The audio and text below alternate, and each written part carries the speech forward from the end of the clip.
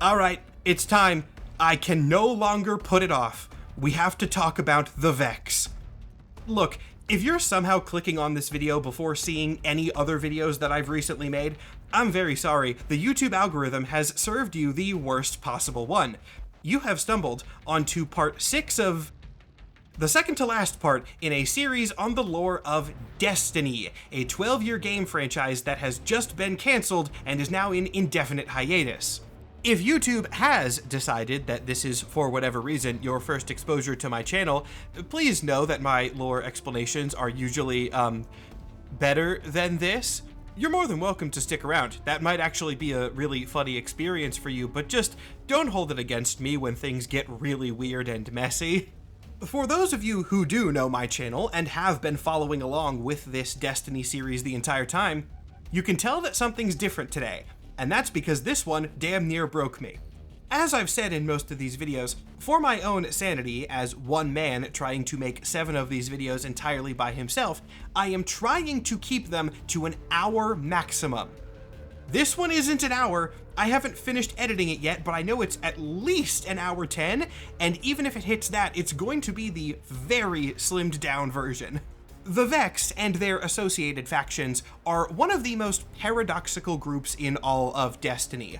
On the one hand, they have some of the coolest lore from the series. Their origins and base concept are fascinating. They're a really interesting take on robot tropes and eldritch horror rolled into one. But on the other hand, they create some of the biggest continuity errors I've ever seen, not just in Destiny, but in fiction as a whole. I am not exaggerating here when I say that if you take Vex lore as it has been officially canonically presented, it should undo the entire events of the Destiny games. If we take everything the writers have said at face value, the games should never have happened. It's that bad. This video has been one of the most frustrating I've ever had to make. Most of the lore of Destiny is very good, but in this case, we've run into some very bad lore. And the lore is so bad that it's going to take time away from the good lore, so I'm just going to try and cram as much as I can fit into this and work with what I have. Without further ado, or rather with as much further ado as I've been able to put into this, let's begin with a simple question. What are the Vex? This simple question does not have a simple answer, but it does at least have a cohesive answer, which I will take, especially because the answer is surprisingly cool. To explain this, we have to go back to the beginning, both of the Destiny universe and of my video series on the subject, because I began with narration of the sort of allegorical but also sort of real creation myth of the Destiny world. I'm not going to do the entire narration again because it is several minutes of very flowery language, pun intended, but to give you a refresher, the world began as a game played between 2 all-powerful eldritch beings. This game was infinitely complex, but predictable. It had a fixed set of rules, and so the outcome would always be something algorithmically predetermined.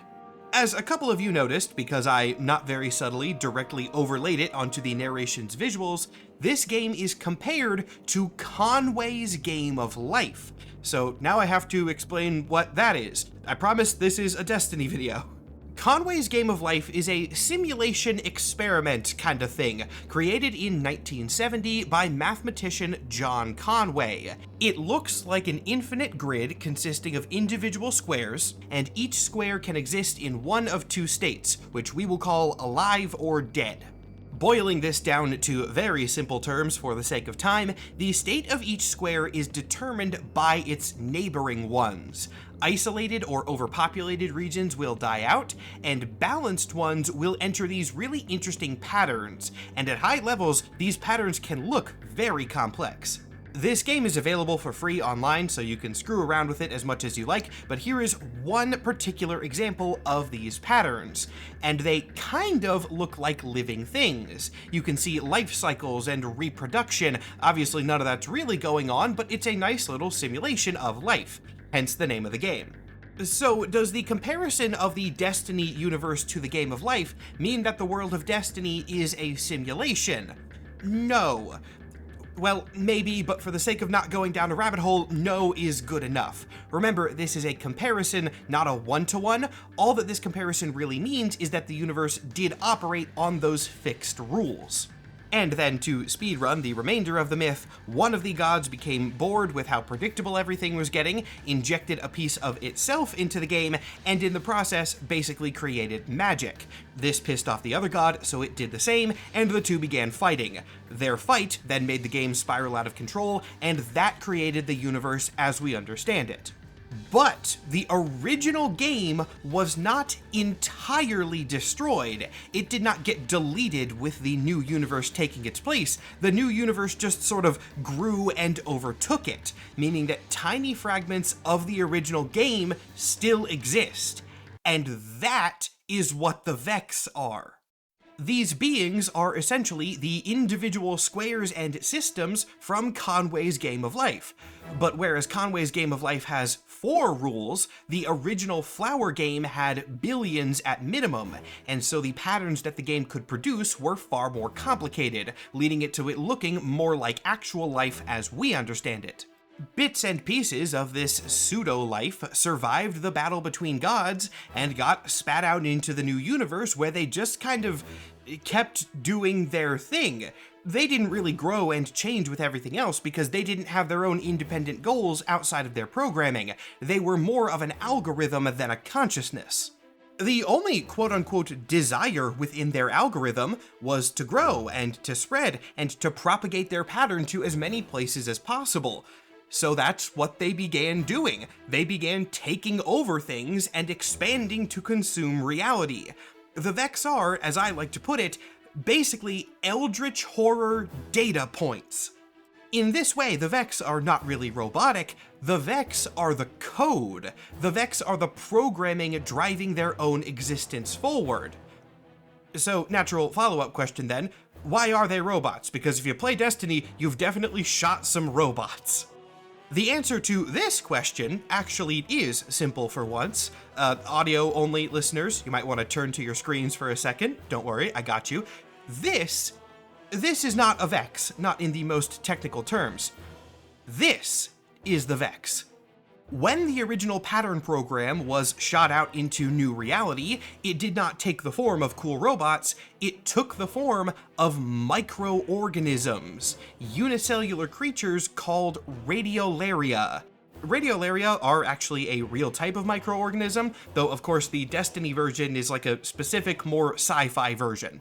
Since these radiolaria were some of the first things in existence, they had a lot of time to evolve and develop technology, and one of the ways that they decided to develop was by making themselves robotic shells. This allowed them to move at a much larger scale and defend themselves. So no, the Vex are not the metal constructs, the Vex are radiolaria suspended in liquid cores. This liquid is traditionally referred to by the fans as Vex milk. This is also a real canon term. Characters in Destiny have said this, usually more as a joke than anything else. Academics will call it radiolarian fluid, but everyone else does call it Vex milk. Do not drink it. If you drink it, you will turn into a Vex and die as the radiolaria assimilates you from the inside out. Anyway, that kind of leads to another question. How did microorganisms ever evolve to such a point that they could build robots? Put a pin in that, we'll be coming back to it later. But for now, yeah, they are eldritch horror data points in mech suits. Now, I've been referring to the Vex as they up until now, but if I wanted to be really technical about it, that is not the right pronoun for the Vex. I should be using it, because the Vex Collective is not separate intelligences. Occasionally parts of it can fragment off, again, we'll be coming back to it later, but most of them are unified.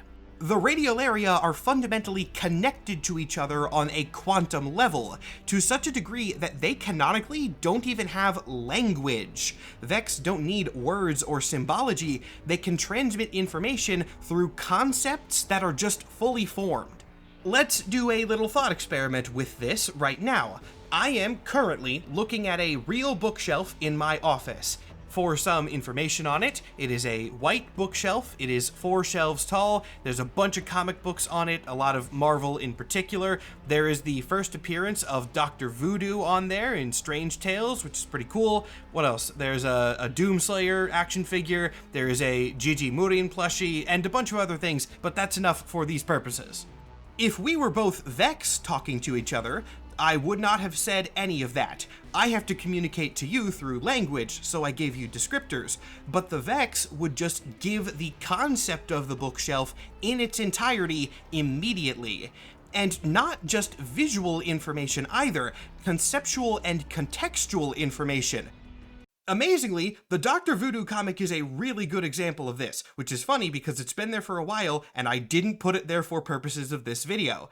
But now I'm going to use it as my example.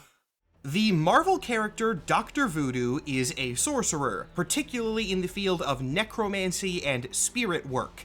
He is called Dr. Voodoo now, but he originally debuted in Strange Tales number 169, don't say it, in September 1973 as Brother Voodoo.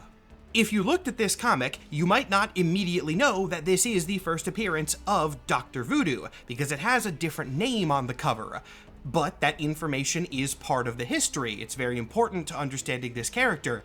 And somehow, if this was a Vex conversation, even that information would have been conveyed. This brings us to the real power of the Vex: simulation.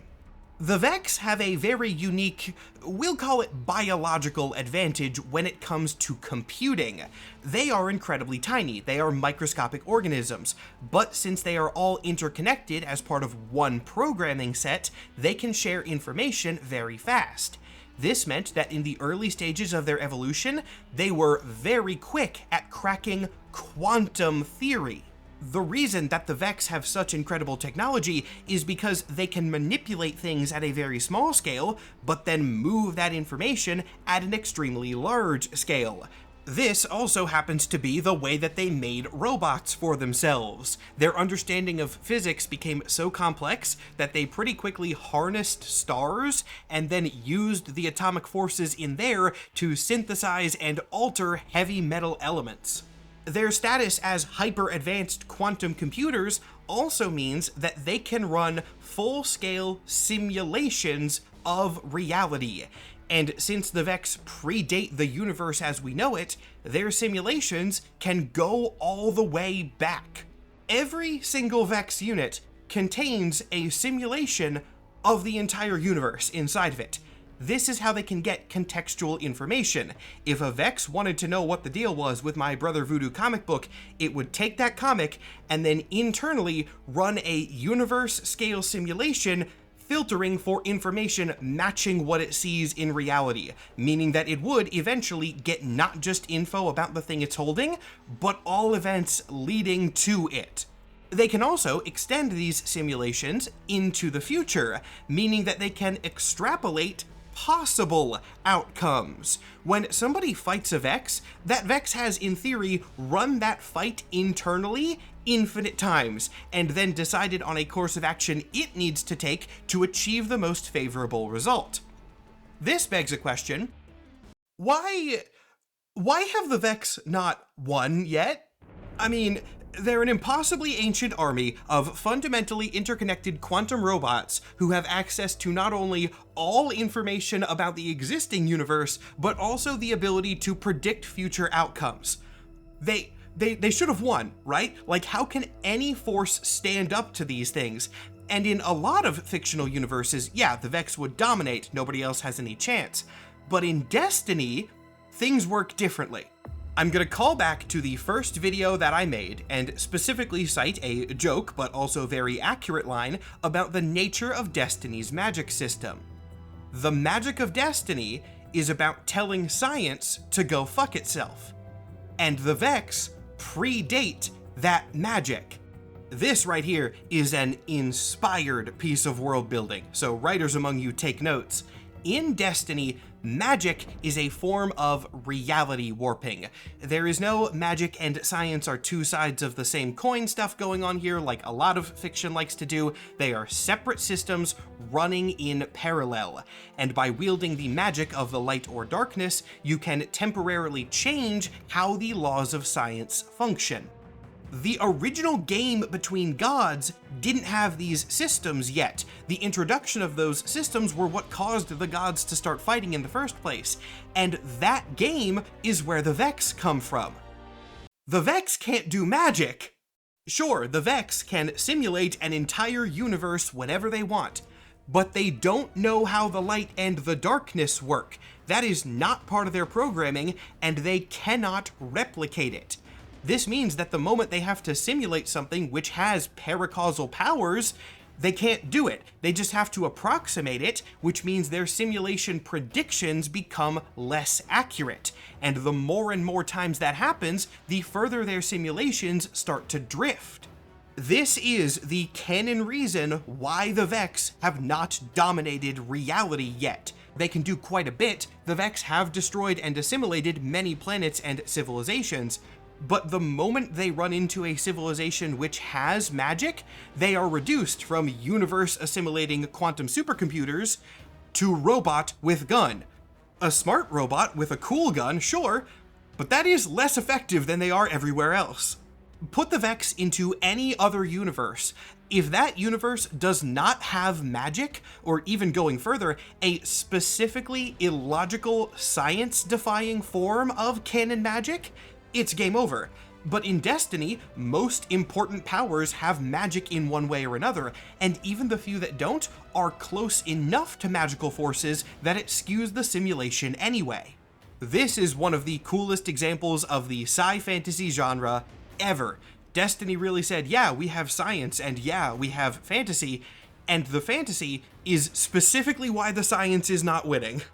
This also provides the central conflict to a bunch of Vex-related storylines, because if the Vex ever do figure out magic, they win immediately. They don't even have to use the magic necessarily, they just have to understand it. They have to integrate it into their programmed simulations, and then those simulations will become 100% accurate and nobody can stop them.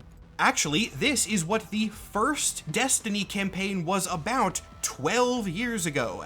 A certain faction of Vex named the Soul Divisive has been designated within the network to become religious, and you have to stop them before they really figure out how to make that work.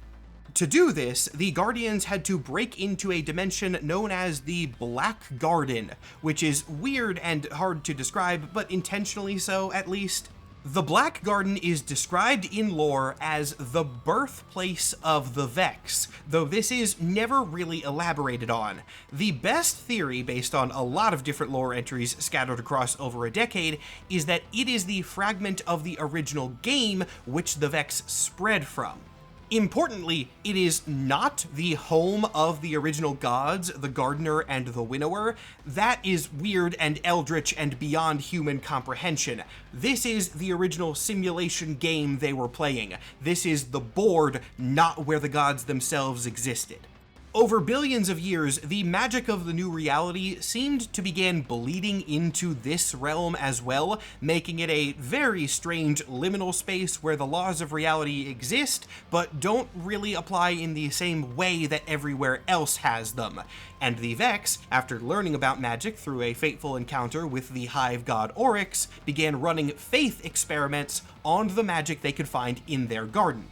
If you played Destiny 1, you will recall that the final boss of the campaign was a bunch of Vex surrounding this weird blob of shifting stuff.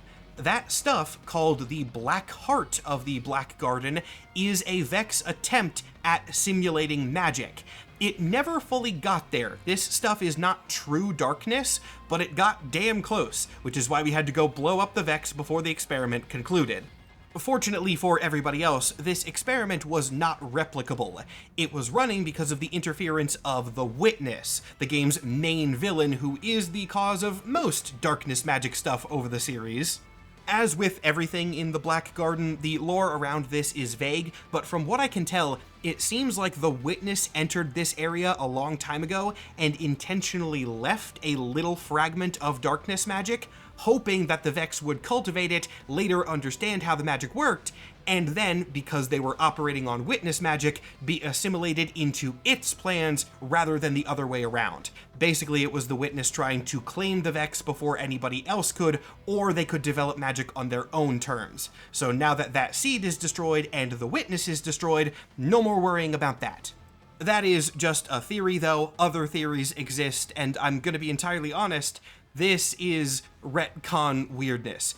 The story of Destiny 1 was pretty screwed up by corporate nonsense on the part of Activision, who owned Bungie at the time. They just torpedoed the whole thing, and this is well documented.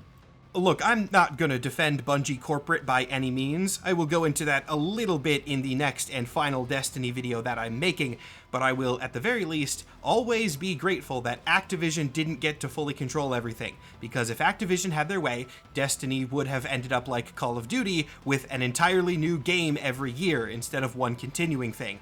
And sure, Destiny's expansion monetization was not always great, but I would rather that than being on Destiny 10 now. At least with the model we had, we got to keep our characters and cosmetics across years. Anyway, getting back to the lore, the Vex were huge during the launch of Destiny 1. Not only were they the main campaign boss, they were also the first raid enemy faction. We'll be talking about that more in just a minute. But this is where their timeline gets weird, because after Destiny 1, they kind of just didn't do anything. Despite having really cool lore and a fascinating core concept, the Vex haven't really, they haven't mattered. Since base game of Destiny 1, they have been the main villains of only one expansion out of 12 years. This expansion is the largely unpopular Curse of Osiris, and its lore is pretty straightforward. Save for one thing, the promise of time travel has been looming over me for this entire video so far, and we're going to get there, but I'm going to talk about the other Curse of Osiris parts first. I'm not putting off the time travel discussion. No! Another important piece of history that matters to Curse of Osiris is the fact that the Vex have been in the Sol system for quite a while. They never really got a presence on Earth, but many other planetoids and even full planets have been converted by the Vex into machine worlds long ago. Their primary stronghold is Mercury. Mercury has gone through a couple different stages of existence within Destiny. It was at one point just a barren planet as we currently know it in the real world. Then the Traveler terraformed it and turned it into a beautiful garden paradise. And then the collapse happened and the Traveler was stranded on Earth, at which point the Vex decided to take it over and turn the beautiful garden into a giant computer. Mercury, down to its core, is pretty much just machines now. The Vex have altered its matter on a quantum level and turned it into one big robot. It is not a weapon, at least not in the traditional sense. Mercury is not going to turn into a big Death Star and begin blowing up other planets, but it is a weapon in the tactical sense, as Mercury houses the Vex simulation engines, or at least one very big one. This has been termed by humans the Infinite Forest, and it is presumably one of the areas that houses the processing for the individual Vex simulations that are going on wherever the robots are conquering across the system. It is so complex and so advanced that it is kind of physical, in the sense that people can enter and even exit the Infinite Forest. It is not just a computer, it is a real quote-unquote place. The Infinite Forest was overseen by a powerful Vex named Panoptes. Though again, like the Infinite Forest, since the Vex don't have language, assume all of their names are assigned by humans for designation purposes. Panoptes was the one who was transmitting a lot of these simulations, and when the human warlock Osiris figured out what Panoptes was planning, he called a bunch of Guardians to go into the Infinite Forest and blow it up. Like I said, the lore and story of Curse of Osiris, they're weird and very oddly straightforward. Not a lot happens here. Panoptes is a big scary Vex, but it is kind of just that. It's not particularly unique, it's just a big Vex. This provides me a great transition into not really the next section of the video, but kind of the absence of a section. In all the videos on alien races that I've done up to this point, a big focus has been the characters, but the Vex don't have characters. The Vex are a collective consciousness. They are not truly individuals, and therefore do not have distinct personalities. Most big named Vex are not unique, distinct beings. They are just machines that are larger or more complex or designated for a specific purpose. Quote-unquote characters like Panoptes and Atheon, etc. Those are just names that humans assigned. They are Vex. They are just Vex doing one thing more specialized than the others. Despite their lack of characters, there are different factions among the Vex, but only kind of, and those factions are mostly cosmetic. Sure, one group of Vex might look slightly different from another group of Vex, but they are not a different system of consciousness. They are just one set of robots that is achieving a specific goal and has been adapted for work in a specific environment. They look different from planet to planet and in place to place because they are operating on a subset of strategies to the goal they're working towards. The final expansion to the game did just kind of casually establish that individual Vex can split off from the consciousness and become independent beings, but that was never elaborated on. They just dropped that in everybody's laps and then ran. So don't worry too much about these Vex from Renegades. They are just Vex that wear clothes because of rule of cool, and I guess that's fine. In a similar vein to these specialized factions, the different types of Vex enemies they're kind of just that. They're different types of specialized Vex. Each unique model is a different type of tool that the Vex Collective is using to build things. And build things is an interesting keyword there, because the Vex that we fight in-game are not Vex warriors. This was sadly never really elaborated on. The game was ended before we could really see this conclude, but it has been stated that the Vex units in the Sol system are their construction workers. Those are the ones who are building machine worlds and converting matter. They are not fighters. The only Vex unit that we see actively designed for attack are the ones called Wyverns. But canonically, somewhere else out in the universe, there are Vex designed for battle, which are presumably many times scarier, and apparently the Guardians just aren't worth their attention yet. These aside, there is one type of character that the Vex can kind of lay claim to: partially transformed beings. These are very rare, but there is one major one within the games: Asher Mir. Asher was a human warlock and Vex researcher who was captured by the robots and experimented on. This left him with radiolaria injected into his body and an arm that had been converted into machinery. But the conversion did not take him over fully. It was trying to spread, but was held back, presumably by the light within his system. This was not a permanent solution, though. The Vex radiolaria in his arm were constantly trying to continue their spread. Now that I think about it, he's kind of like Cable from the X-Men. His magic powers are holding back this techno-organic virus.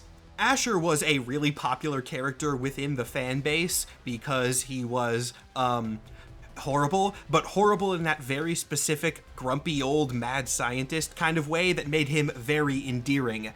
He was presumed killed in the Witness's final offense on the Sol system, but it was later revealed that he survived through digitizing his mind and uploading it to the Vex network. So he still exists in some form, though his current status is a little bit weird and out of scope for this video, mostly because it is connected to the Vex arc that never finished with the cancellation of the game. Speaking of him, I need to talk about the Vex network. Time travel looms, but I'm going to put it off for another couple of minutes. The Vex network is a term that means two things in Destiny, though they are very connected. It means the Vex computational system where their consciousness exists, but it is also a physical place. Sort of. In a Destiny arc called Season of the Splicer, characters got to go into the Vex network for the first time. which is not the same as going into one of their simulations, which we had done years before. The Vex simulations are just that. They are simulations of the physical universe, and largely indistinguishable from them. But the Vex network is computer techy. Aesthetically, it resembles the trope of characters going into a digital world. What exactly the Vex network is has just straight up never been explained to us. Destiny has never bothered to nail down how this place functions. A lot of characters have described it in vague terms, so I'm just going to sort of synthesize what I think it is based on like 6 different partial descriptions, and that's gonna have to be good enough because it's all I have. The Vex network does not seem to be a simulation. It is not something created by the Vex. It is a real extant part of physical reality, but one that the Vex have entirely taken over. It is a different plane of existence where the Vex have dominated all physical law and bent it to their whims for practical and logistics purposes. You know the theory that happens in a lot of fiction and also some real-world belief systems that there are different planes of existence occupying like the same physical space as our own, but somehow inaccessible, often because they are vibrating at a different frequency? The Vex network seems to be something like that. It is a different layer of existence that occupies more or less the same physical space, and since the Vex are masters of quantum mechanics, they know how to jump in and out of it and can use its weird relation to space-time for a lot of different purposes. They use it to speed up their data processing, they can store stuff in there, they use it for troop movements and can approximate teleportation. This is the place that all the weird Vex portals go, which you can find everywhere in the game. They are manipulating this other layer of space. I think, again, this is all just my speculation based on really general information. Since the Vex are the only ones that understand the base quantum theory needed to access this realm, that's why they were able to turn it into the Vex network. I don't think that they created it, I think they just took it over since no one else could make it in, and they were unopposed. Though later, as people from the real world started to understand Vex technology, they figured out how to hack it and enter or pull things out of the Vex network at a small scale. Though this is usually pretty dangerous, as it will set off a billion alarms and firewalls. Okay, and I can't put it off anymore. Time travel. We need to do the time travel section. Weirdly, I don't actually think it's going to be as long as a lot of you might be expecting, especially since I also have to do Exos in this video, and I need to spend a little bit more time on them. This video is also probably going to break my hour limit, but I will try to keep it at least close to the hour. I'm stalling. Let's do time travel. Some background information first. Destiny as a franchise has experienced a ton of retcons and direction shifts over its history. It would be delusional to act like the state that it is in now is what was originally planned. We know for a fact that a lot of things were altered over the course of the game, but this was usually handled pretty well. Destiny has been pretty good about doing what I think is the most important thing in terms of retcons, providing a solid explanation for the change. Yes, the status of things would shift, but Destiny would always tell us why. They wouldn't just change things with no warning, they would explain why things were now different than they were, or at the very least, why the previous information was now proven wrong. The one place they were never able to do this was time travel. Destiny, for the life of them, could not decide how time travel worked in their universe, or even if it worked at all. In the lore of Destiny 1, time travel definitely did exist. That is not debatable. The Vex are openly described as time-traveling robots, and one of the main characters was from the future. However, nobody ever explained how this worked, and when we asked the person from the future to explain it, she gave us the now somewhat infamous line, "I don't have time to explain why I don't have time to explain." Thank God the writing got better after that, because boy, everybody hated that line. As the lore developed and the Vex were de-emphasized from the storyline for a while, they began flip-flopping a little bit. maybe the Vex could not actually time travel, and what they were doing just kind of looked like time travel. This actually brought us to what I think is the best explanation personally, the simulation thing that I already told you.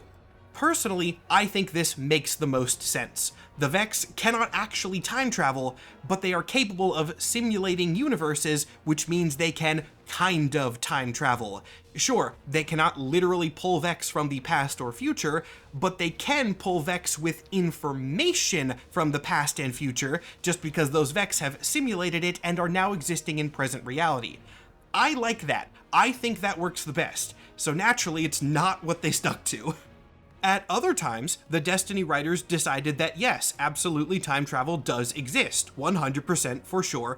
Again, the most notable example of this is a device called the Sundial on Mercury, which is a straight up time machine. No weird sort of time travel shenanigans here. The Sundial can actually send people into the real past, which will then alter the real future. This did not line up with anything that they had said before, and so they later tried to write that off again by establishing that the Sundial worked via magic. The Sundial was powered by a paracausal artifact, so it could get around the time travel rules.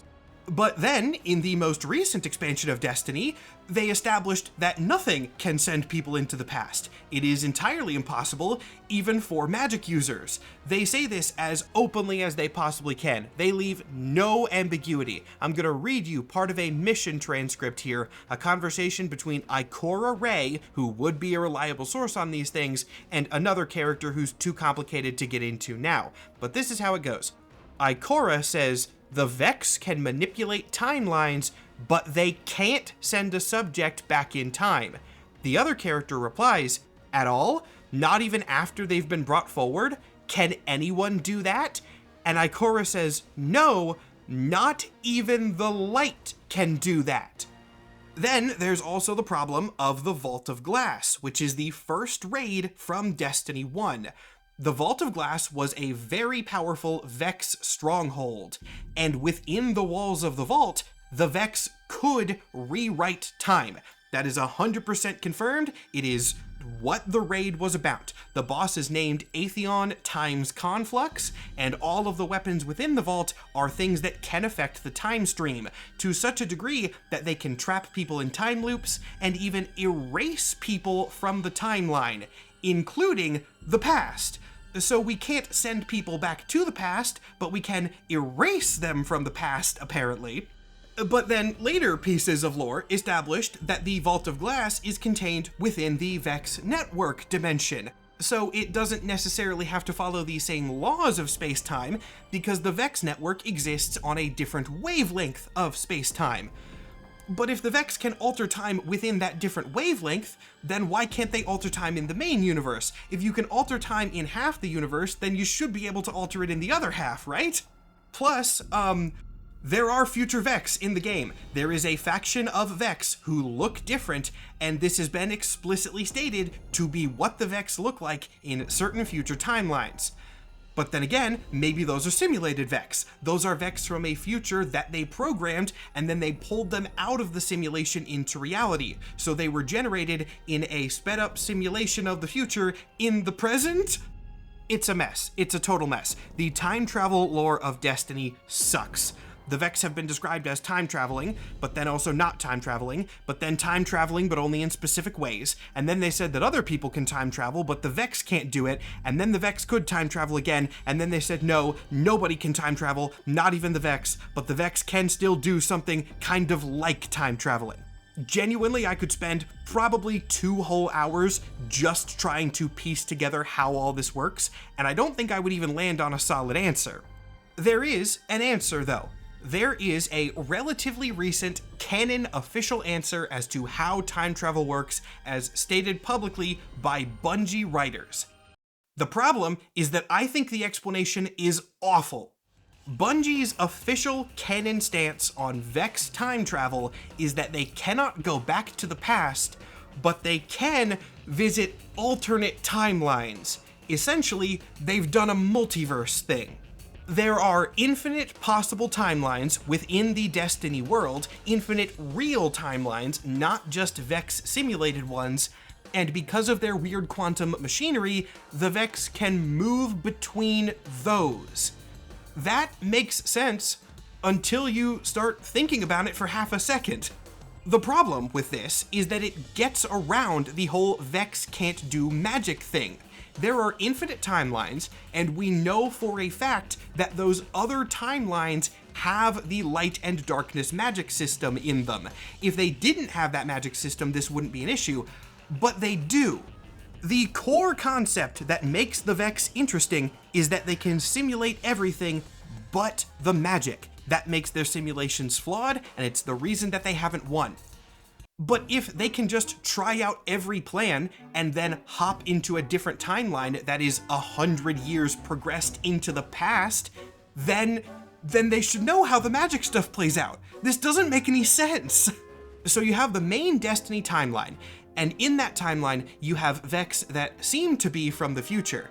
But you're gonna say, no, they're not from the real future, they're from an alternate timeline which is further along, and that means they look like they're from the future. But if that's the case, then those Vex have seen the outcomes of the light and the darkness, right? You don't actually have to simulate the magic, you can just try the plans in real universes and then send that information to another timeline. You don't have to simulate things, you can do it for real. This breaks everything.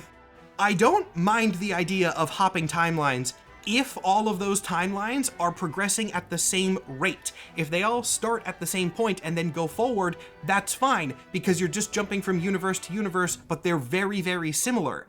But that is explicitly not how Destiny has described it. They can jump from one timeline to another timeline that is at a different point.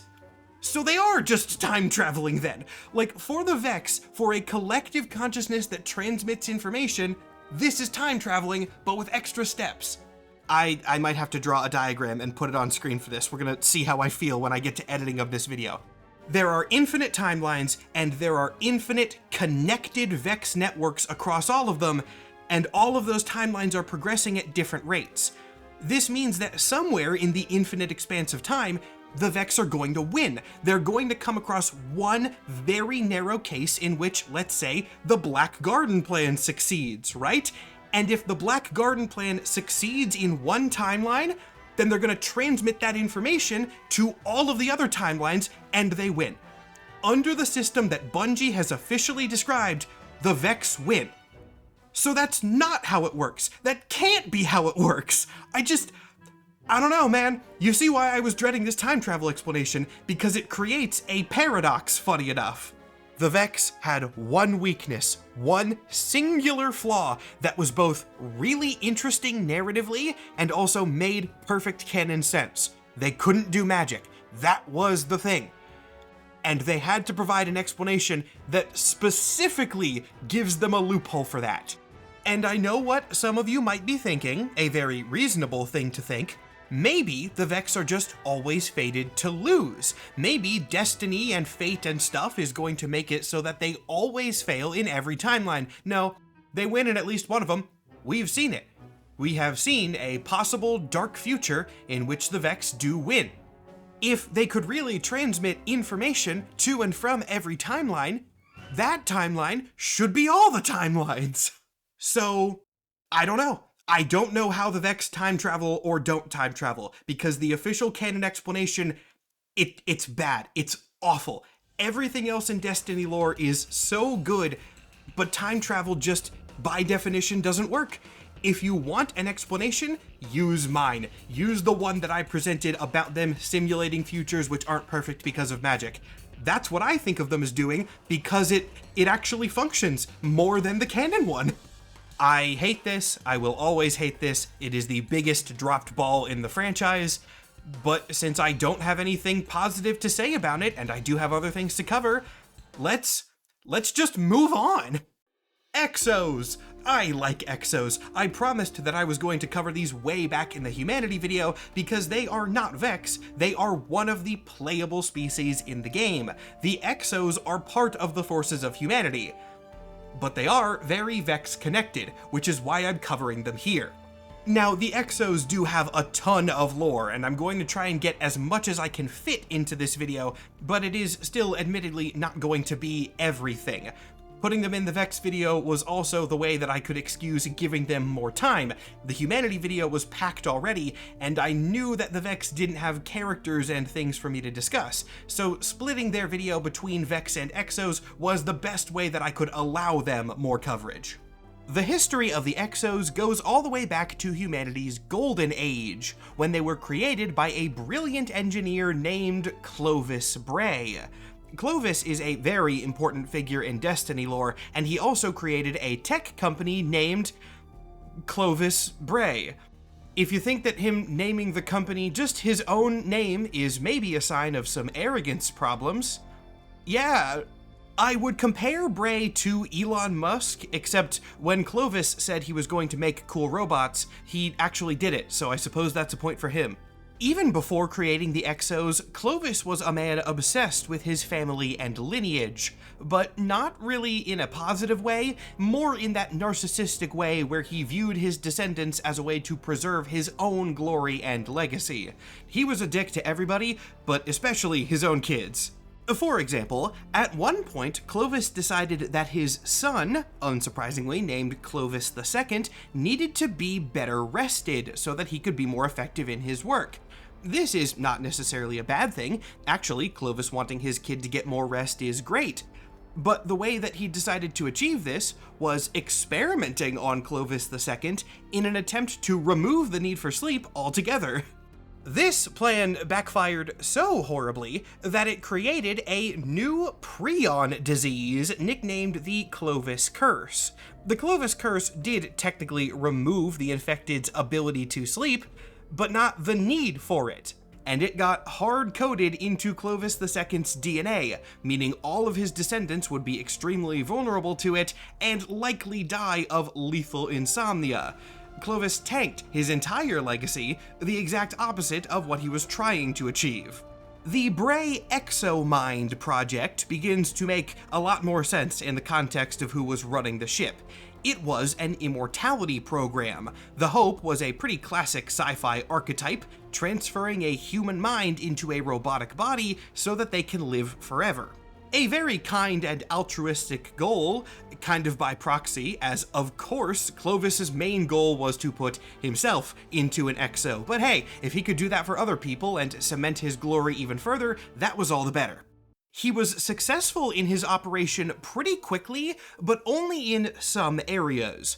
Early generation exominds, or just Exos as they would later be nicknamed, were functional replicas of humans, but they were just that, replicas.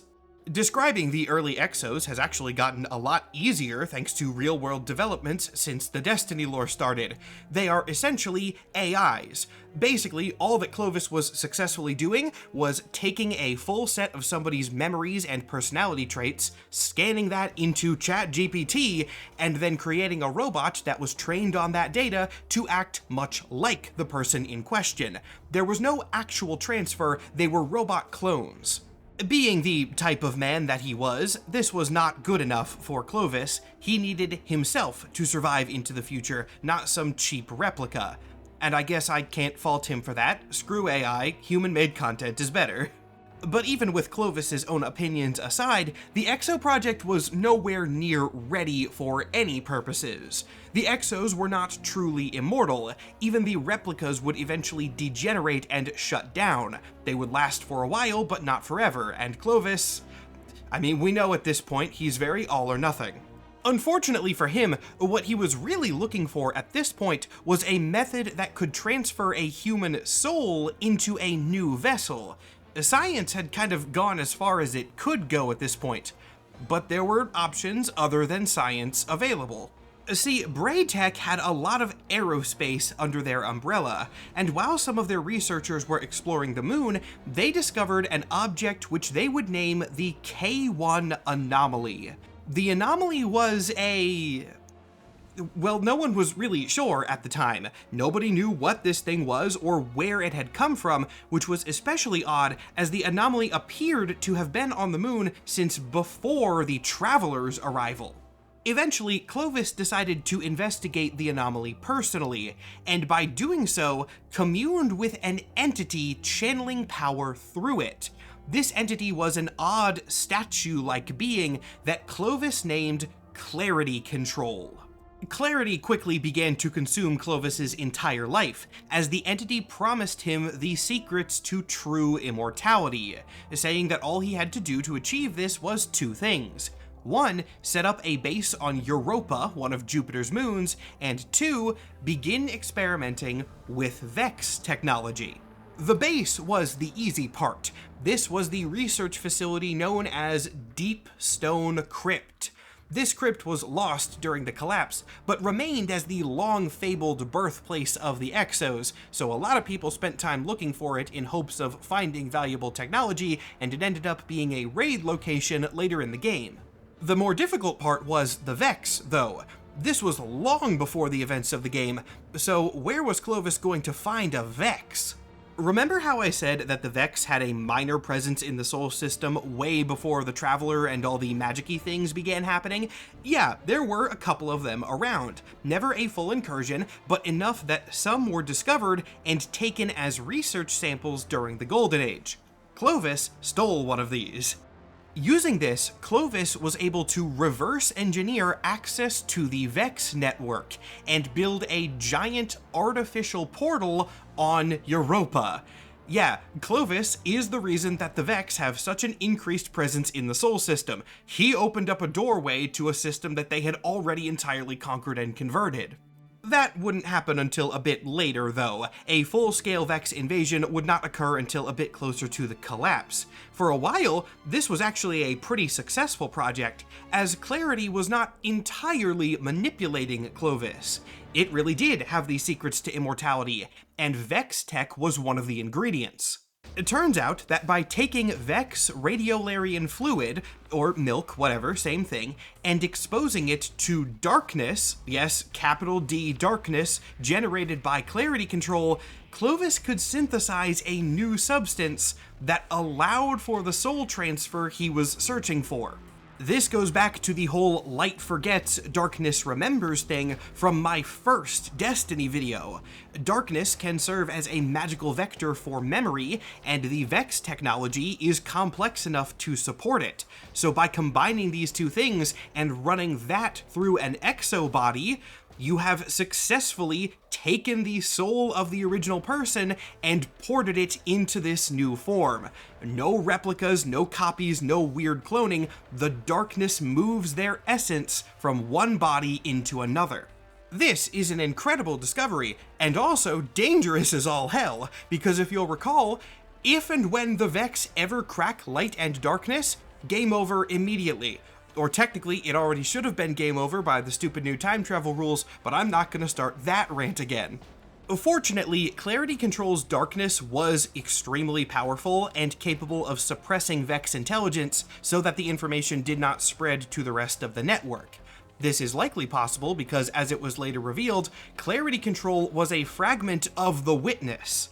This has never really been fully explained, though. We do know that Clarity Control seems to be one of the individual minds that is contained within the Gestalt form of the Witness, but we don't really know if it was like good or evil. Typically the minds that are split off and segmented from the Witness are good guys, for lack of a better term. They were separated as dissenters and want the Witness to fall. But Clarity Control's actions don't really line up with that. It seems to be a bit more sinister. Honestly, this is probably another victim of retcons. They just kind of changed how Clarity and the Witness worked halfway through the arc, so I'm not going to spend a lot more time on it because I don't have good answers. Plus, we still have a lot more Exo stuff to cover, because not every problem with the program was fixed yet. Yes, Clovis had successfully transmuted an actual human soul from one form to another. But it turns out that a soul being ripped out of a human body and then put into a functional but non-organic robot body feels a lot like dying. This tiny little bug was named dissociative exomind rejection, which is a fancy science word for the human mind waking up in a robot, not being able to feel any of their organic parts that they had grown up with and spent their entire lives experiencing, and then going insane and shutting down. A few Exos would be able to stave this off for slightly longer than others, but DER would come for all of them eventually. The disconnect between organic and mechanical experience was just too great, so something had to change. The solution to this turned out to be memory blocking. If during the Exo conversion process you locked away the human's memories behind a sort of firewall, then when they woke up, they wouldn't have as many conscious memories available of their organic life and could accept their robotic existence more easily. Importantly, the memories were not gone. I use the word firewall for a reason. They were still there, and new Exos did not have entirely different personalities. The memories were just moved to a more subconscious state rather than something that could actively be accessed. This finally worked. The exotransference program was completely functional. You would have to deal with the amnesia after the procedure, but in the grand scheme of immortality, that was a pretty reasonable price to pay, and so many people began converting themselves into Exos willingly. Two quick facts worth noting here. First off, Exos can do pretty much everything that organic humans can. They can breathe, they can eat, etc. They don't technically need to do these things, but those desires are implanted into them for psychological reasons. This also helps to prevent DER because they can still do human stuff even in their new states. Secondly, during the Golden Age, it is confirmed that exo bodies were customizable. There is one confirmed transgender exo named Micah 10 who was assigned male at birth, but then picked a female exo body and used that as a transition tool, which is just a nice little bit of sci-fi world building thrown in there. Micah is also very independently cool. She was raised as a guardian later, and her entire role is protecting ghosts who have not found their guardians yet. Those ghosts are very vulnerable before they have a super wizard to protect them, and so Micah's job is making sure they don't get snatched up by aliens so that the guardian supply keeps increasing. There's a lot of other stuff with Micah too. I'm sure there are other YouTube videos about her, but I am running low on time already, so we gotta move on. And speaking of running out of time, I need to address the Exo numbers. Why do they all have those numbers at the ends of their names? Micah 10, Saint 14, Cade 6, what are those designating? Well, it turns out that blocking human memories behind a firewall was not a perfect way to prevent DER. Those memories couldn't be erased entirely, that would cause a whole host of other problems, but eventually they would start leaking back into the Exo's conscious mind. And once that happened enough, then DER would start again and they would begin shutting down.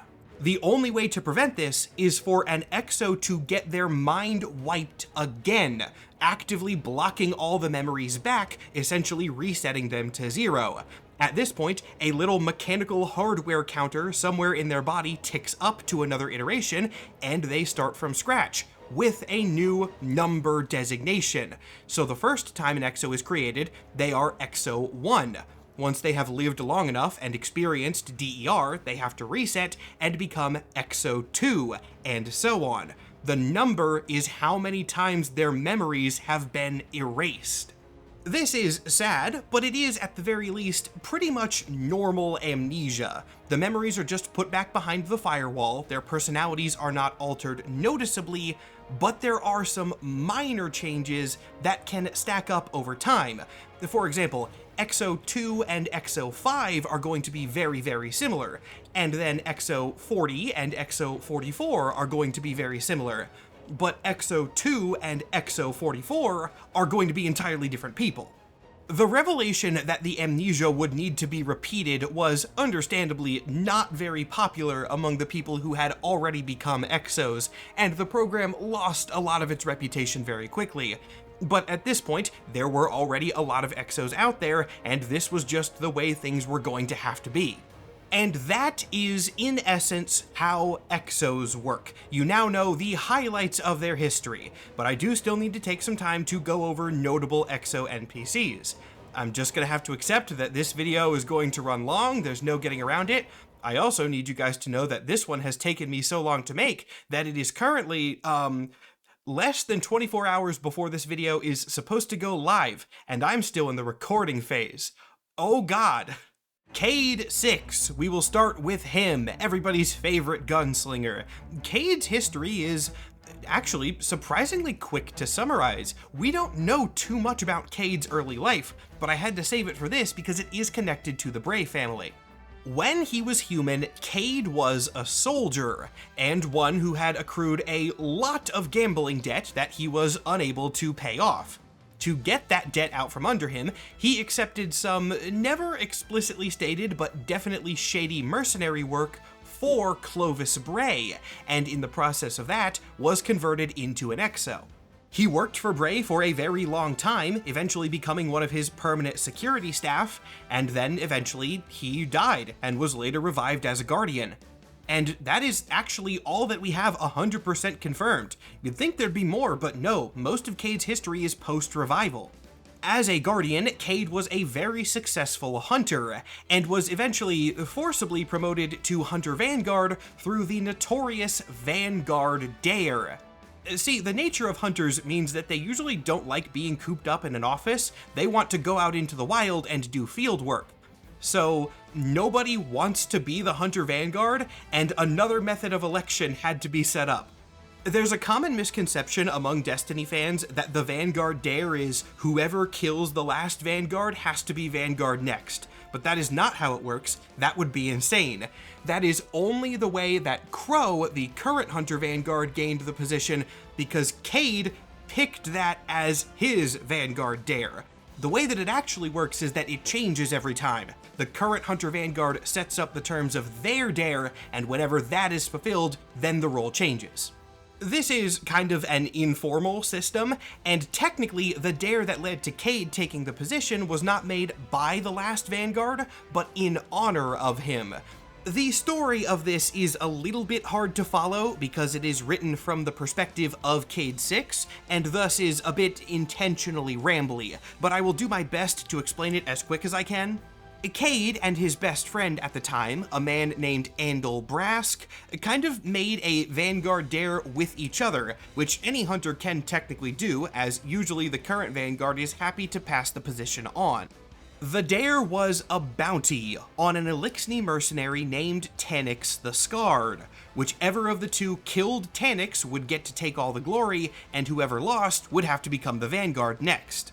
Cade won the bet, killed Taniks, and Andal became the Vanguard, but then it was later revealed that Taniks had survived the incident and would later go on to kill Andal. So in recognition of his technical loss, Cade became Vanguard in his dead friend's honor. Taniks would technically come back later, but regardless, the dare was fulfilled at the time, so Cade was the Vanguard now, which he was not happy with. Cade never really liked being the Vanguard, not all the way up until his eventual death. That is most of Cade's origin, but there is another very important and very sad part of his history that I bet some of you think I forgot, but have a little bit more faith in me: Ace. If you look at Cade's lore, even his signature gun, the Ace of Spades, that word comes up a lot, and seems to be referencing a person. It was commonly believed by the fans for a while that Ace was Cade's kid. Somehow he had regained partial memory of his human life and knew that he had a son who he had nicknamed Ace. We knew this because he would write letters to Ace that were clearly from father to son. But then we learned a little bit more about Exos and how they work, and found out that by Cade's own admission, Ace probably didn't exist. Get ready to have your heart crushed for a second. Ace is Cade's theoretical child. His memory has been wiped so many times, both as an Exo and as a Guardian, that he doesn't remember if he has a kid or not. He has vague memories of someone who he was close to that might be his kid, but he's not sure if they're real.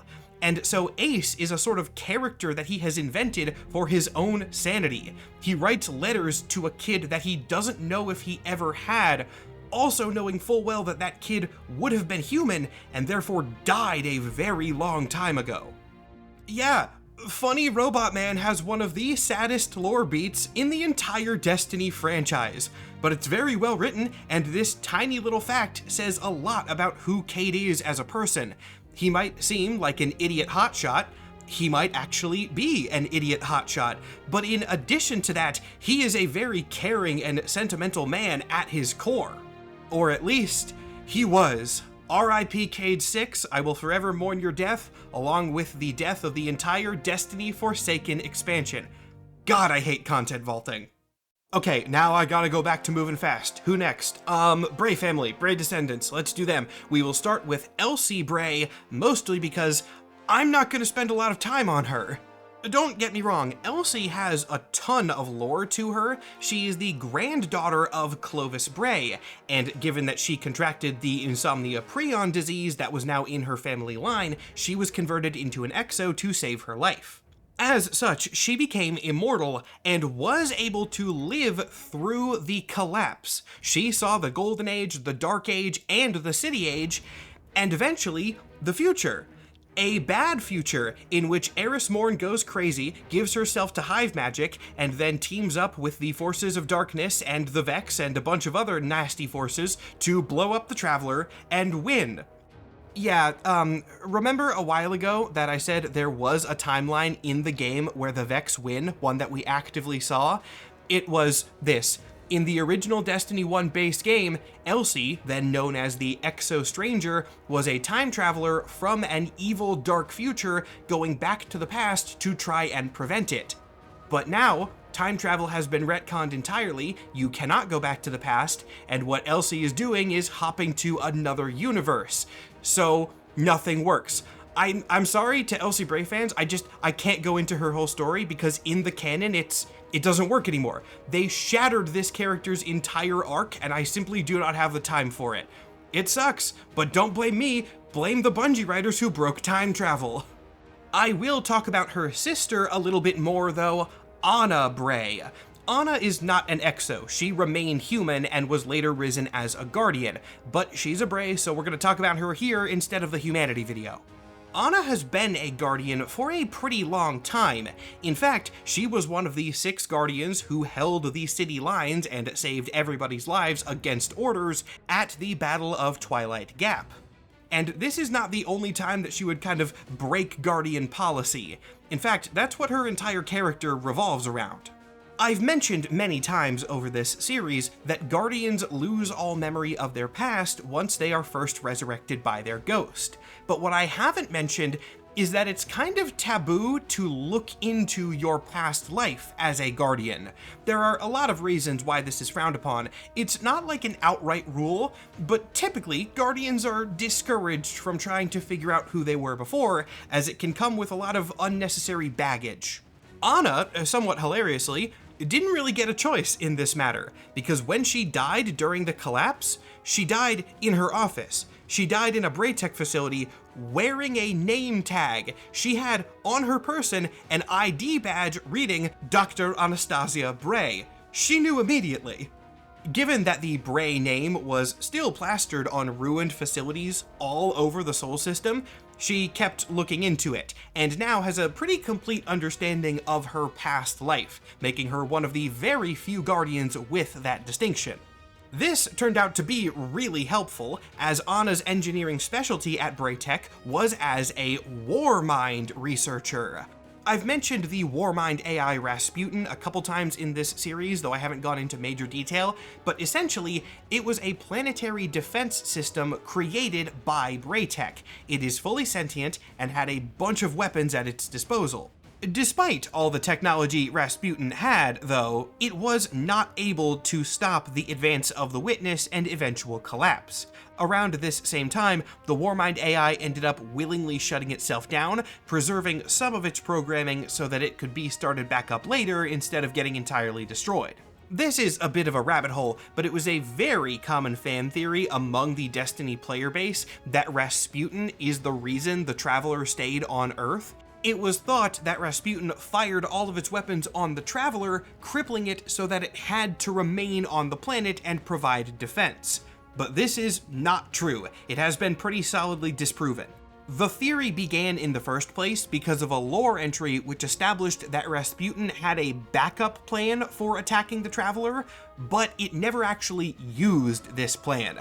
The original lore entry didn't say that it happened, it just said that it existed, and later things would confirm that the Traveler's damage came from its battle with the Witness, not Rasputin. This theory is still floating around, and there is more evidence against it, but unfortunately, I can't really go into it more for time because we're already over, but trust me, Rasputin did not attack the Traveler, I promise you. This Traveler attack plan would have relevance a few years later, though. Rasputin reawakened itself sometime after the Dark Age and became sort of an enemy or ally to humanity depending on the day. It was a little bit unstable, though it would become a lot more cooperative over time. Eventually, Rasputin uploaded itself into an exo body, becoming kind of an exo in its own right, another reason it's included in this video, but this would not last too long, as the leader of the Elixni House Salvation, Aramis, would find a way to hack Rasputin and turn all of its weapons on the Traveler for real this time. The only way to stop this hack was for Rasputin to sacrifice itself and shut down permanently, in a surprisingly emotional cutscene for something that had caused a lot of problems for us over the years. Now I've got one final member of the Bray family to cover, technically two, or technically also zero, depending on how you want to count it, because I have to address Clovis Bray again, the first one. Where did he end up after working on his immortality project for so long? Well, in the later years of the game, there were actually two Clovis Brays. The first one was an AI copy, closer to the original Exomind program, not the Soul Transfer one. This was never intended to be the main Clovis, but being the super arrogant guy that he was, he created this AI backup just in case, and this one was still operating in the ruins of some Braytech facilities. It's the one that we see first, and the one that actually acts like Clovis, despite not really being him. The other Clovis Bray is one of the wildest reveals in all of Destiny. The other Clovis is Banshee 44. That doesn't mean anything to people who haven't played the games, but if you played like Destiny 1 or early Destiny 2 and then stopped before the later years, that just blew your mind, I guarantee it. Banshee 44, for those who do not know, was the gunsmith NPC. He was a guy in the hub world who gave you guns.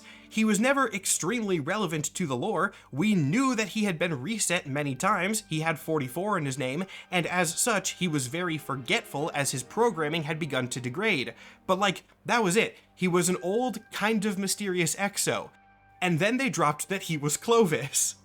It turns out that way back in the past, Clovis did upload himself into a true exo, becoming Clovis 1. But as he lived his exo life, he actually started becoming better. He regretted how horrible he was as a human and started changing, eventually fighting alongside his descendants to beat back the Vex invasion that he had caused. Over the course of this war, he was reset so many times that he kinda just became a different guy. Earlier in the video, when I used the numbers 1 to 44 as my personality drift example, I didn't choose those numbers arbitrarily. At some point later in the reset cycles, he decided that he wanted to distance himself from his former life entirely, and had his hard-coded programming changed to have the name Banshee instead of Clovis, essentially abandoning the Bray legacy altogether. And again, for those who did not play this story arc out, this was like side lore. This was not the main focus of a campaign. They just kind of dropped this as a fascinating arc for a very old NPC, and it didn't really matter. I mean, it matters in terms of being a good story, but in terms of narrative effect, this is just another thing. With the Bray family now fully addressed, those are most of the Exo NPCs that I have time to cover. There are others that I'm just going to have to cut for production reasons. If you like Exos and want another one to look into later, check out Lord Fellwinter. He has a really good story, and it sucks that I have to cut him, but I am one man, I cannot handle everything.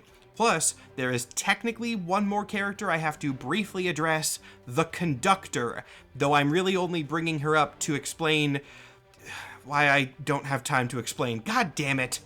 The Conductor was one of the main villains of Destiny at the end of the game's life. She was a formerly human converted exo scientist working for Braytech named Maya Sundaresh, and over her life she went kind of insane, and eventually, towards the end of the actual game events, gained an artifact called the Echo of Command, which allowed her to take over Vex.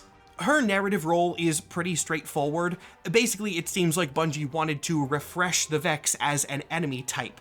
You can only do the nanotech assimilating robot army so many times before it became repetitive, and so they gave control over the Vex to this singular, more supervillain-like figure, meaning that they could use them in different types of storylines. But those storylines never really finished. At the time of the game, the Conductor is still out there and active, and since the storyline is unfinished, and I'm already over my time, we are just going to leave it there. It sucks, I know it sucks to hear, it sucks to say, but such is the nature of talking about a game that died before it was done. And there, I'm done. I've covered actually everything that I have time for. This has been one of the most frustrating videos I've ever had to make. I think if you've listened to my content for a while and are used to the way that I speak, you can probably hear it in my voice. This one has driven me to the brink of insanity. I love the Vex at their base concept. That is a super cool idea with them predating the universe and not being able to work with magic. But then, time travel just kind of ruined it. In a similar vein, I really like the Exos. Their connection to the Vex is really interesting, and I had to do them in this video as well because that was just the natural progression of the story. But then I had to shove a lot of other things in here and also end on the Conductor, who is a fundamentally unfinished story who may never get finished. Condensing 12 years of lore, much of which is no longer playable, into a set of 7-hour-long videos has been a difficult enough task in and of itself, and the Vex, I mean, with their time travel just getting retconned repeatedly to the point of being kind of unsalvageable at this point, I mean, this one was damn near impossible. Hopefully, though, this video was able to give you a decent enough idea of what the Vex are all about, and Exos too for that matter, given the limited amount of time that I was able to spend on them. And with Vex and Exo coverage, my Destiny Week miniseries has almost come to a close. We've covered all of the major factions and only one episode remains.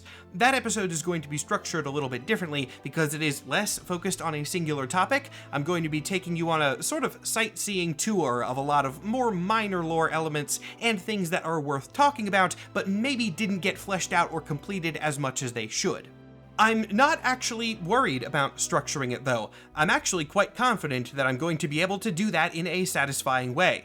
Because boy, if I can get an even half-decent video structured about Vex time travel, I think the rest of this is going to be a breeze.